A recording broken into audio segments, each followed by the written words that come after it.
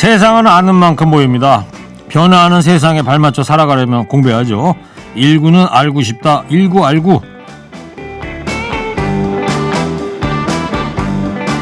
성추행 피해를 입은 여성 공군 부사관 사망 사건이 오래된 질문을 다시 끄집어냈습니다.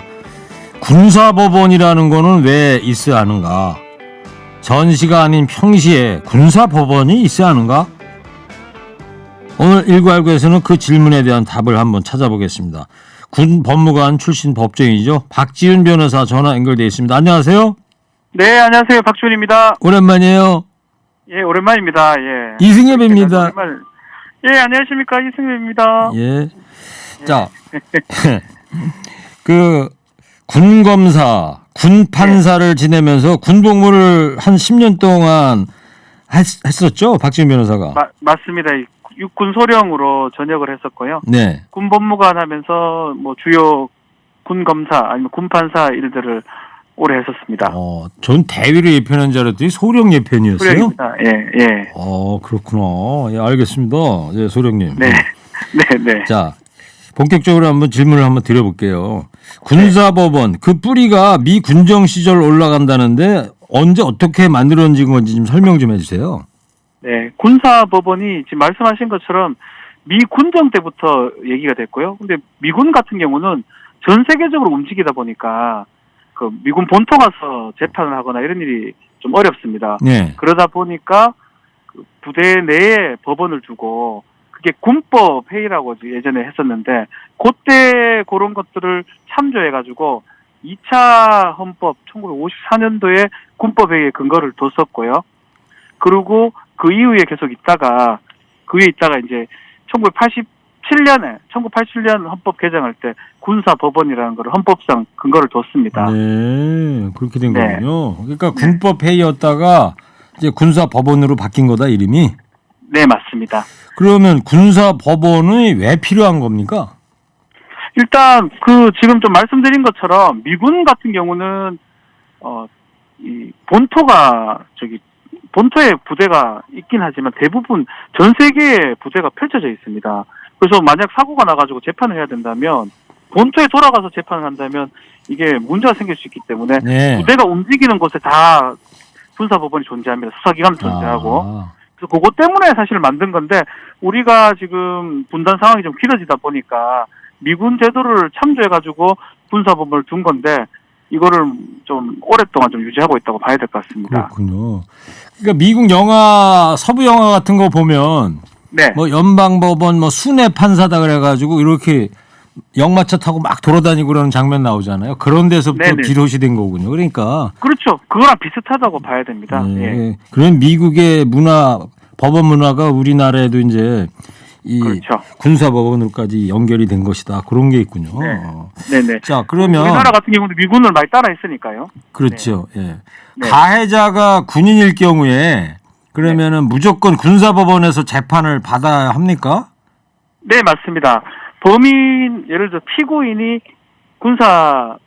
이제 군인이나 군무원 같은 경우는 군사법원이 관할권을 가지고요. 또 특정한 민간인 사건 같은 경우도 군사법원이 재판권을 가집니다. 예컨대 민간인이 군용물 범죄를 저질렀든지 군사 관련된 범죄를 저질렀다면 군사법원에서 재판할 수가 있습니다. 민간인도요? 네네. 오. 그러면 군사법원 있고 우리가 아는 이제 민간법원 어떤 차이가 있는 거예요? 관할권이 다릅니다. 기본적으로 민간인이 범죄를 저질렀으면 그 재판은 민간법원에 있는 게 일반적이고요. 그리고 군인이나 군무원 같은 경우가 범죄를 저질렀으면 재판권이 군사법원에 있습니다. 지금 얘기한 것 중에 예외적으로 민간인이 군용물 등등의 범죄를 저질렀을 때는 군사법원이 이걸 재판하게 돼 있고요. 네. 그 차이가 있습니다. 사람 차이가 있습니다. 최진봉 성공회대 교수가 며칠 전에 쇼미더뉴스 출연해가지고 이런 얘기를 했어요. 본인이 해병대 정훈관 대위였는데 맞습니다. 예. 뭡니까? 예, 국선 변호인도 했었다는 거예요? 네네. 그 재판장에 가면 그러면서 들은 얘기가 확인해 보려고요. 재판장에 가면은 배석 판사들이 이제 법무관이 앉아 있고 가운데 재판장은 부대 지휘관이다 이런데 이러니 무슨 얘기입니까? 부대 지휘관이 아니고 부대의 장교가 덕망과 학실 같은 장교가 재판장이 되는 제도가 있는데 그게 심판관 제도라고 합니다. 심판관.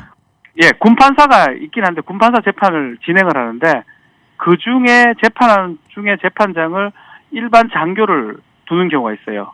그걸 심판관 제도로 하고 네. 그래도 지금은 그 예전에는 제도가 그게 최진봉 교수가 복무할 때는 아주 일반화됐어요. 지금은 많이 조건이 까다롭습니다. 아무나 하는 게 아니고 어떤 사건에 한해서 하기 때문에 그게 드물긴 한데 아직까지 그 제도가 유지되고 있는 건 사실입니다. 오. 3명 중에 1명이 일반 장교입니다, 그냥. 그러면 그 장교가 그 재판의 최고 이 결정권자예요, 그러면?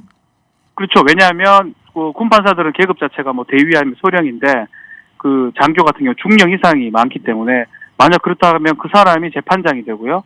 그렇지만 뭐 법을 모르기 때문에 뭐 저희 군판사들이 설명을 해주고 이제 합의하는 과정에서 자신의 의견을 내기도 합니다. 그러니까 박지훈 변호사가 이제 법무관이었을 때는 네, 그런 이 군 장교가 이제 가운데 앉고 옆에 배석을 했던 거예요, 그러면? 맞습니다. 배석 판사를 했습니다, 저는. 예. 그러면 이렇게 지휘관이나 이 장교가 재판장이 된 경우가 그러니까 전시일 경우에 전쟁통에 그렇죠?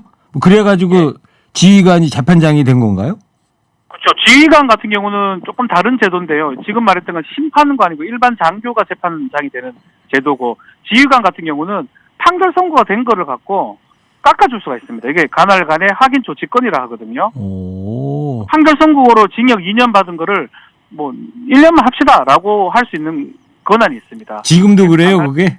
지금도 그 제도가 있어요. 요건은 좀 까다롭습니다. 예컨대 3분의 1 정도만 깎을 수가 있도록 되어 있거든요. 그 조건이 있긴 한데 아직까지 그 지금 말하는 심판관, 관할관 제도는 유지하고 있고요. 그것을 좀 바꾸자고 얘기하는 경우가 지금 입법이 올라가 있는 상황입니다. 그렇죠. 그래서 이런 이번에 공군 이 중사 사망 사건 같은 경우 이 성범죄 사건 기소라든가 처벌 비율 이런 걸 보면은 이 군이 제 식구 감싸기 아닌 거 아니냐 군사법원이 이런 비판이 나올 수밖에 없는 구조겠네요. 구조 자체가 지휘관을 생각해 보면 지휘관 입장에서는 이 사람이 수사에도 관여를 하지만 만약에 부대 내에서 자신의 부하 둘 중에 문제가 일어나면 본인의 지휘 책임도 있습니다. 두 가지가 자기한테 종속되다 보니까 가급적이면 이 지휘 책임을 안 지려고 진급도 해야 되니까 약간 은폐할 수 있는 상황이 생기고 그 수사의 최종 책임자는 부대마다 지휘관이거든요. 네. 그러다 보니까 조금 모순된 결과가 일어날 수가 있는 것입니다. 그래. 지휘관이라면 저 같은 경우에는 연대 본부대에 있었거든요. 그러면 그렇죠? 거기 본부대 연대장이 대장이 소령 연대장, 대령. 연대장 대령이고 연대 본부대는 대위 정도 대위셨고. 중대 정도겠네요. 예. 그러니까 연대 본부 안에 있었는데 거기에서 만약에 군사법원이 열린다면 지휘관이 연대장이 되는 거예요, 그러면? 그렇죠. 굳이 이제 표현하자면 지금은 사단급까지만 내려가 있거든요. 예전에 연대까지 내려가 있었지만 지금은 사단의 그 사단장을 중심으로 하기 때문에 그렇지만 지금 굳이 이제 그거를 이제 해석을 해드린다면 연대장이 관할관하고 수사 책임도 질 수 있고 또 징계 책임도 질 수가 있는 겁니다. 그래요. 네. 자, 그러면 군사법원이 일반 범죄 말고 군 문제를 다룬 사건의 비중은 어느 정도나 됩니까? 높지 않아요. 지금 통계적으로 봤을 때는 10% 밑쪽으로 보이거든요. 군 범죄는 어떤 게 있냐면 가장 많은 범죄가 탈영하는 군무이탈죄 같은 거예요. 예. 군무이탈죄, 그렇죠. 항명죄 이런 것들이 군의 특수한 범죄들인데 예. 그거 말고 10% 미만이기 때문에 대다수 범죄는 대부분 일반 교통사고 범죄, 아니면 성범죄, 폭력범죄 이거는 민간 법원에서 같이 하는 범죄입니다. 똑같은 법이나 똑같은 양형 기준을 적용시키고요. 네. 사실은 군의 특수적인 부분은 그렇게 많지 않다고 봅니다. 그 8%에 불과하다 군사법제가. 그러면 전시가 아닌 평시에 지금 같은 평시에 이 군사법원이 이거 필요하다고 보십니까? 그래서 참여정부 시절 때부터 계속 논란이 됐던 게 군사법원 평시에 좀 폐지해야 되는 거 아니냐 아니면 최소한 지휘권에 좀 종속되지 말아야 되는 거 아니냐라고 논의가 됐었고요. 예. 그런 계약안들이 계속 올라갔었는데 계속 이제 폐기가 됐었죠. 국회가 만료되면서. 그래서 지금도 아마 비슷한 법안들이 한 3-4개 정도 올라가 있는 걸로 알고 있는데 대리 중인 게 있어요. 예, 강간무소식입니다. 계속 논의를 좀 해봐야 될 것 같습니다. 예, 이번 그렇죠. 공군 중사 사망 사건으로 이런 어처구니 없는 일들이 일어나고 있다는 것에 대해서 많은 국민들이 실망하고 계신데요. 맞습니다. 예. 저기 군 법무관 출신이신데 이런 네. 인터뷰해도 괜찮아요? 그 동기들 중에 아직 군에 있는 분들 있을 거 아닙니까? 저희 동기들이 대령 군사법원장들이 있습니다. 군사 법원장이 또 따로 계십니까? 그러면 육해공에 군사법원장들이 있고요. 그분들 계급은요? 지금 대령입니다. 대령. 예. 그러시구나. 알겠습니다. 할 말을 해야죠. 네. 오늘 전화 인터뷰 감사합니다. 네, 알겠습니다. 네. 다음 코너 출연자가 개그맨 최국 씨가 지금 밖에서 기다리고 있는데. 최국 씨입니까? 예. 박지훈 변호사하고 친구 사이인데 맞아요? 예. 네, 친한 친구입니다. 예. 오, 알겠습니다. 꼭 듣겠다고 좀 전해주십시오. 예. 저 밖에서 듣고 있어요, 최국 씨도. 오늘 고맙습니다, 박지훈 변호사님. 감사합니다. 네. 네.